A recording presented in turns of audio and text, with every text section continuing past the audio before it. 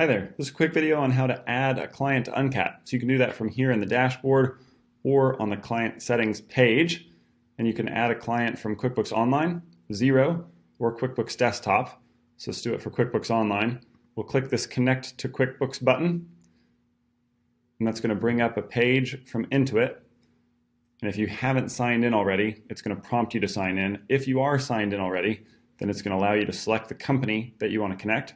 And so we'll choose this one and click Next. And then at that point, that's establishing the connection between Uncat and that client. And then the second step is simply to invite the client. And so from here, you'll put in the client email address and you'll choose some basic settings. So here's where I put in the client email. You can optionally put in their phone number if you want them to receive SMS text message notifications when they have uncategorized transactions. Those go out in the same schedule as email notifications, so typically once a week, unless you change something different in client settings. You can choose which accounts should sync with Uncat.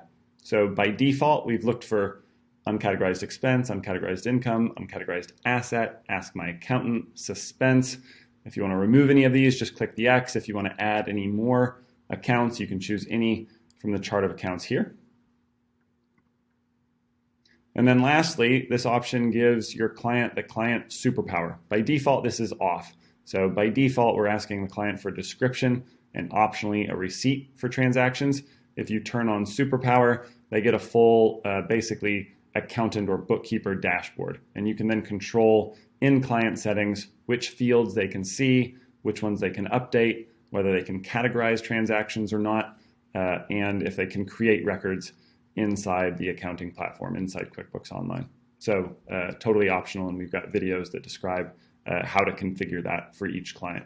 So when you're done with all that, you would simply click Save, and it's going to add that client to your Uncat dashboard. And then you can always jump into Settings and then Client Settings to configure it even more. All right, thanks for watching.